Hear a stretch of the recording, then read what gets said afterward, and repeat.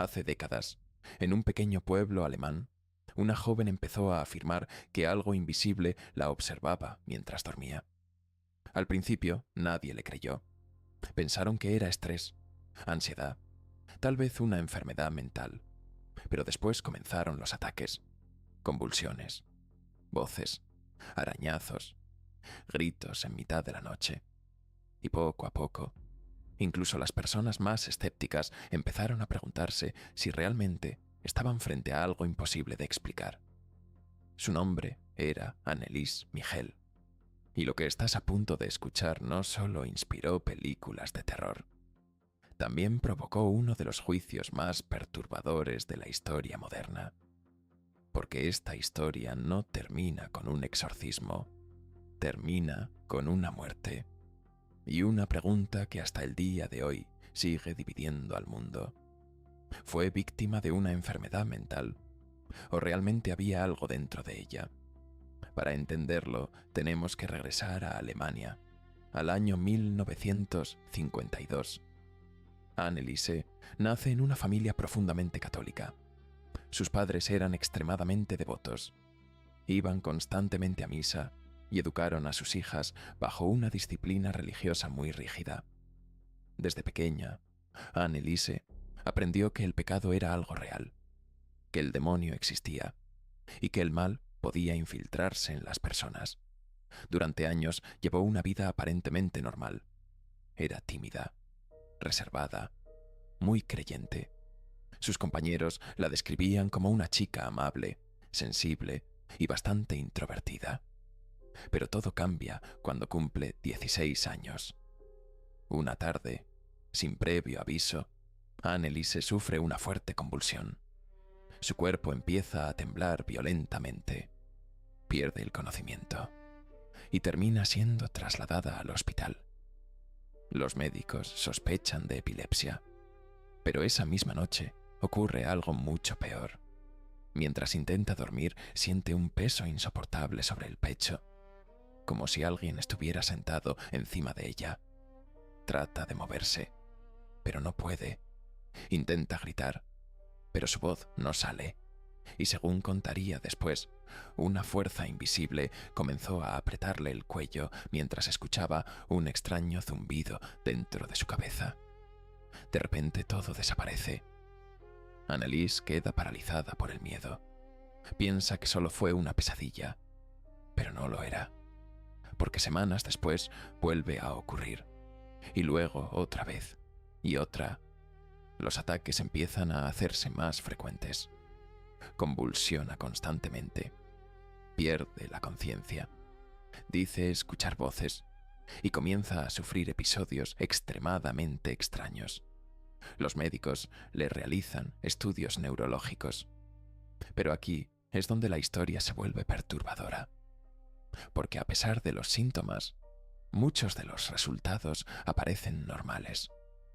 Aún así, los especialistas concluyen que probablemente se trata de epilepsia del lóbulo temporal.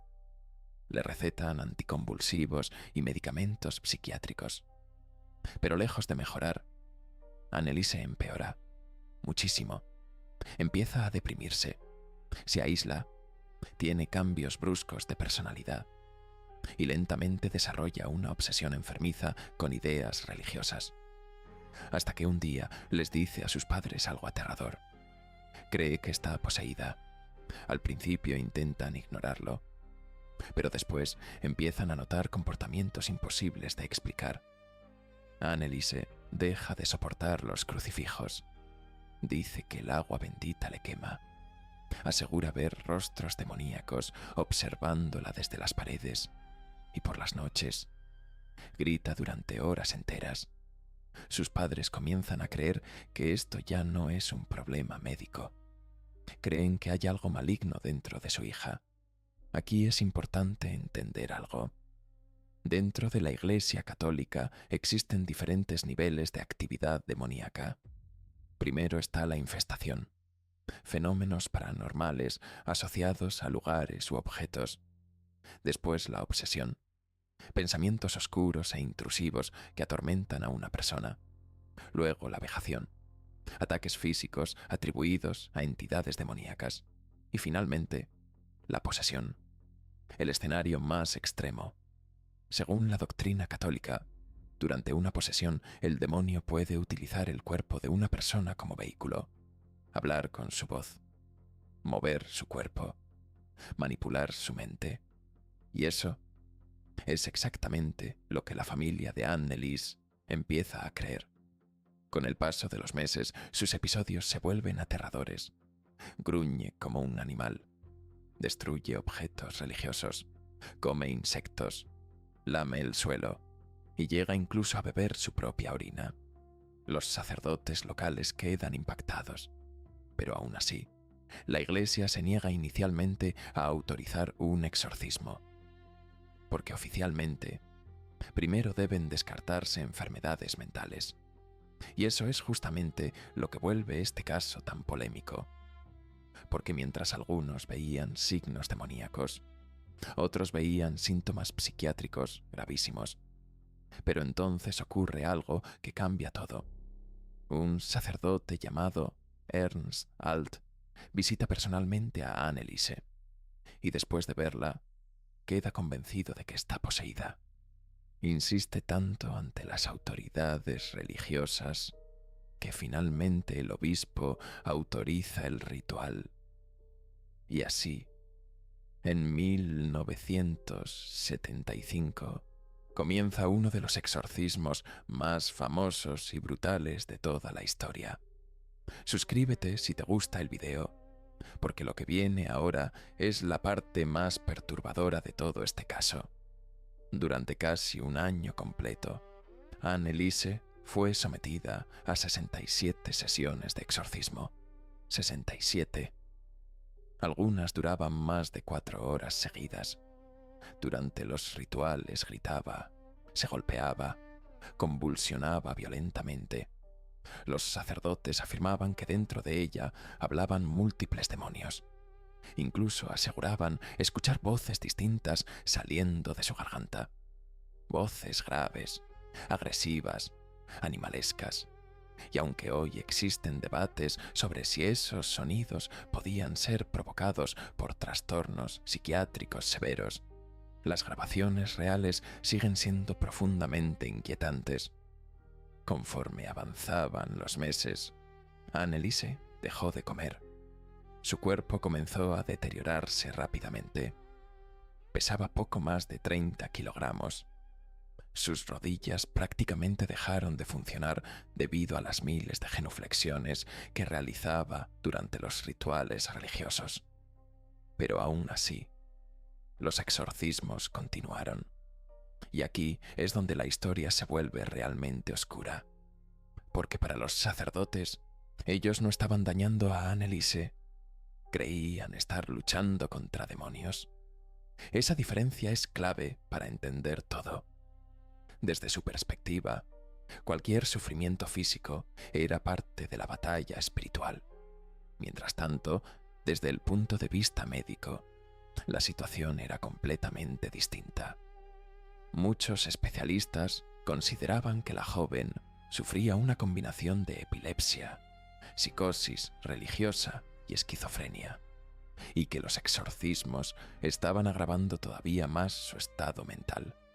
Dos visiones totalmente opuestas, dos explicaciones completamente diferentes para los mismos hechos, y en medio de todo eso, una joven destruyéndose lentamente, hasta que finalmente llega julio de 1976.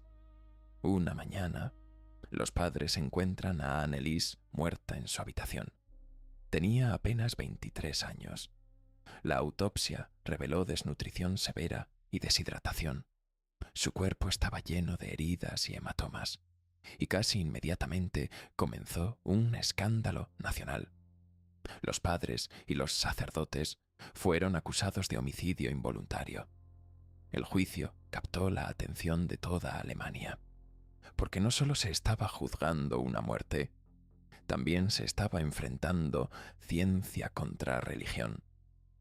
Durante el juicio, La defensa presentó grabaciones de los exorcismos y testimonios religiosos asegurando que Anneliese realmente estaba poseída. Decían que tenía fuerza sobrehumana, que hablaba con voces imposibles, que conocía información que jamás había aprendido. Pero la fiscalía tenía otro argumento. Afirmaban que Anneliese era una mujer gravemente enferma que necesitaba ayuda psiquiátrica urgente y que los adultos a su alrededor reemplazaron medicina por fanatismo.